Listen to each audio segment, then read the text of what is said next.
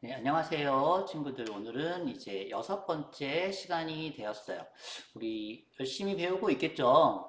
우리 지난 시간에는 연설문을 듣고 관용 표현을 찾고 그 의미를 이해했습니다.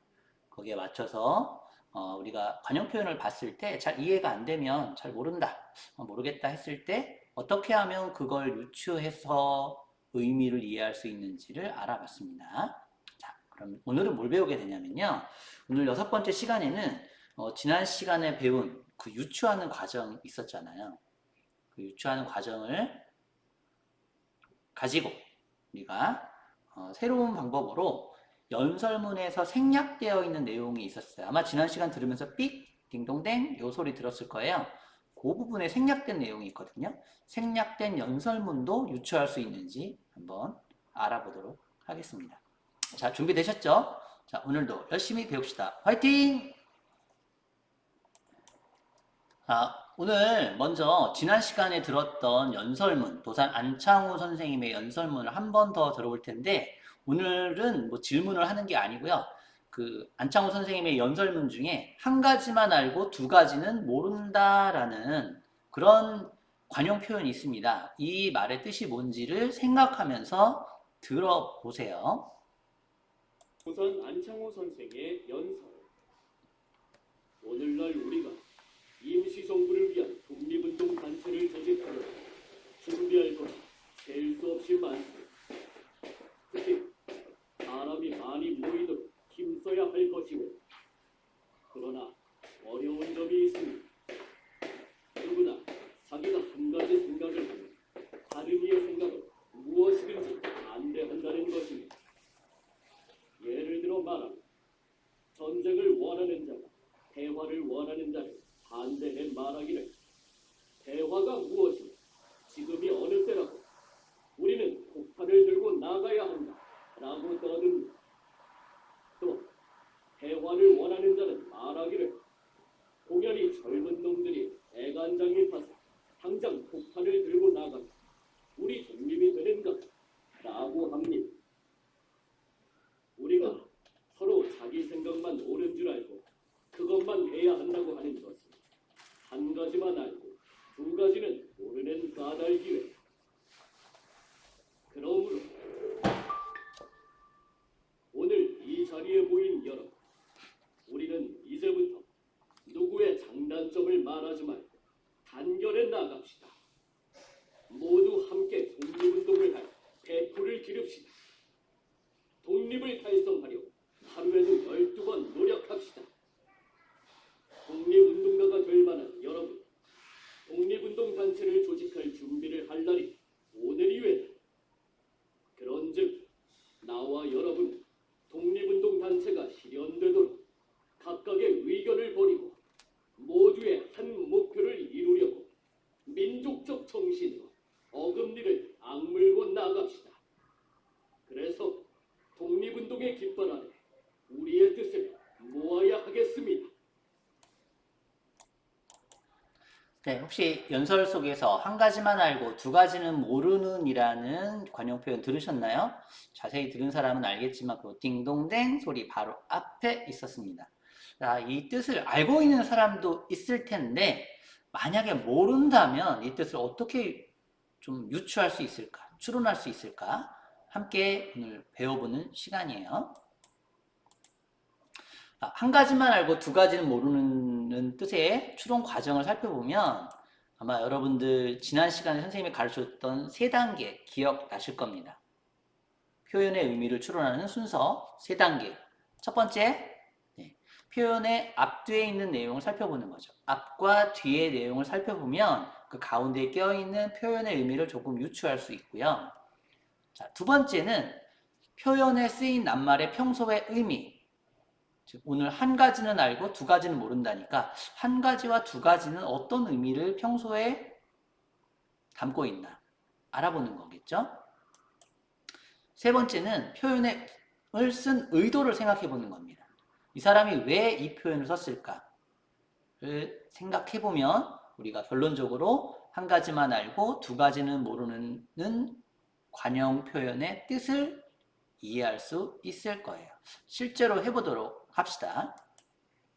자, 먼저 한 가지만 알고 두 가지는 모르는 뜻의 앞뒤를 볼 건데 이 앞뒤에 뭐가 있는지 한번 보면 앞뒤 내용을 살펴보면 앞쪽에 서로 자기 생각만 옳은 줄 알고라는 내용이 있고요.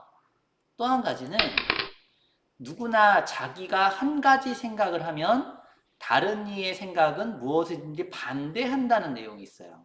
즉, 내 생각만 한다는 내용이 있고 또 한 가지는 다른 사람의 생각은 반대한다는 두 가지가 있어요. 여기 약간 짐작이 되실 거예요. 여학생에게서 아주 중요한 힌트가 나옵니다.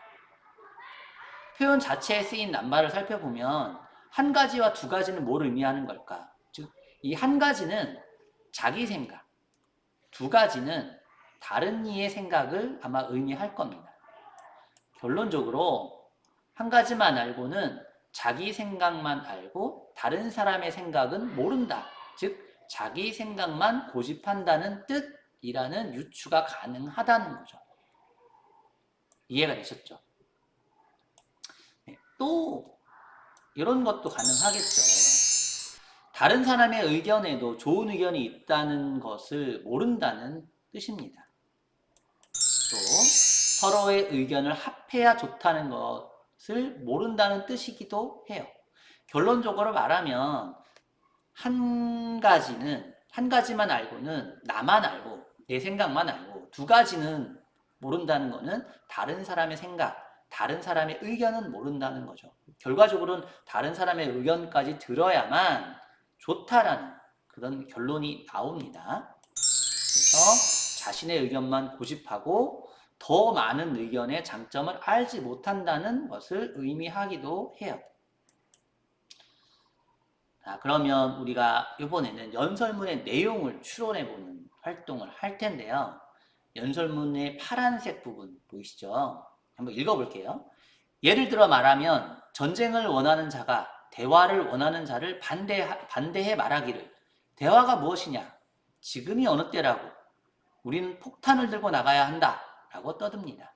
또 대화를 원하는 자는 말하기를 공연히 젊은 놈들이 애간장이 타서 당장 폭탄을 들고 나가면 우리 독립이 되는가? 라고 말합니다. 자, 이 상황을 한번 잘 보세요.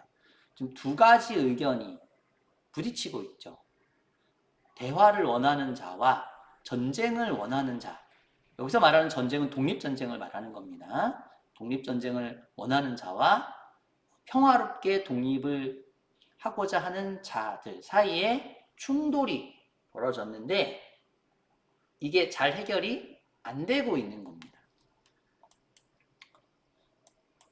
그래서 이 연설은 독립운동을 하려고 모인 사람들이 자신의 의견을 고집해서 하나의 의견으로 합하지 못하고 있는 상황을 설명하고 있는 바로 그 부분이 파랗게 표시되어 있는 부분이에요. 자, 그럼 이제 우리 이 파란 부분도 알아봤으니까 딩동댕 부분, 그러므로 딩동댕 나왔는데 생략되어 있는 부분에는 어떤 내용이 있을지 한번 알아볼 텐데요. 일단 이걸 한번 쭉 읽어보시기 바래요. 사실은 연설문에 생략된 내용을 찾는 것도 관용어의 표현을 유추하는 것과 비슷해요. 그래서 앞뒤를 살펴보시고 그 문장이 평소에 사용됐던 어떤 표현의 과정 유추해 보는 거죠. 의도를 유추해 보는 거예요. 자, 읽어보셨나요? 자, 앞뒤의 내용을 조금 정리하면 이렇게 됩니다. 앞뒤에는 이런 내용이 나와요. 독립운동을 하려고 모인 사람들의 의견이 달라서 서로 다른 사람의 생각에 반대하고 있는 그런 장면이 나옵니다. 서로 다투는 장면이 나온다는 얘기죠. 그리고 뒷부분에는 우리 열심히 노력해서 독립운동의 깃발 아래 뜻을 모으자. 독립운동의 깃발, 같은 뜻 아래 독립운동이라는 같은 뜻으로 모으자. 이게 나오거든요. 그럼 이 중간에 뭐가 있겠어요? 서로 막 다투는 상황, 서로 반대하는 상황이 있는데 마지막 결론은 우리 함께 모여야 된다. 그래서 중간에 자신의 의견만 주장하는 마음을 버리고 모이자. 또는 우리의 의견을 하나로 이끌어줄 지도자를 뽑아서 모으자. 뜻을 모으자. 이렇게 정리가 가능한 거예요. 우리들의 유추가 맞을지 한번 들어보도록 합시다. 자, 자세히 들어보시고 우리가 유추했던 내용과 비슷한지 한번 생각해 보세요. 안창호 선생의 연설에서 생략된 부분. 이러한 마음을 꼭 고쳐야 하겠습니다. 독립운동은 할 일이 많고 복잡하므로 일을 나누어야 합니다. 우리는 서로 생각은 달라도 말없이 뜻을 함께하고 독립운동 단체를 조직하도록 합해야 하겠습니다. 각각 자신만의 주장은 버리고 전 민중을 끌어 통일한 방향으로 나아가야 할 것입니다. 이렇게 하려 하면 대표적 인물이 있어야 하겠습니다. 나는 진정으로 우리를 붙들고 나아갈 만한 대표자가 내일 올 듯 모레 올 듯하다고 생각합니다. 자, 우리가 직접 연설문에 원래 있었던 내용을 들어봤는데 우리의 유추했던 내용과 어떤가요? 일치했나요? 예, 선생님 보기에 비슷한 내용이 나왔던 것 같습니다. 그렇다면 여러분들이 잘 찾은 거겠죠? 자, 그럼 오늘 수업을 마치기 전에 꼭 99쪽부터 101쪽까지 활동하시고 선생님이 등교 수업할 때 교과서 검사한다는 거 잊지 마세요. 그러니까 꼭 하셔야 합니다. 아시겠죠? 네, 이번 6번째 시간에서는 우리가 지난 5차 시에서 배웠던 관용적 표현의 의미를 유추하는 3단계를 가지고 관용적 표현의 의미를 직접 유추해 보기도 했고요.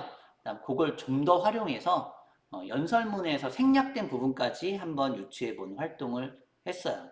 여러분들 아마 이제 이 정도 했으면 이제 뭐 직접 사전 찾지 않아도 앞뒤 문장 찾고 또 낱말의 원래 쓰임새를 이용해서 유추해 보고 또 글쓴이의 의도를 유추해서 관용어의 표현의 의미와 또 생략된 내용도 찾아볼 수 있었을 겁니다. 잘 배우셨을 것 같아요. 99쪽부터 101쪽까지 꼭 배운 내용 기록하시기로 약속해 주세요. 아시겠죠? 안녕!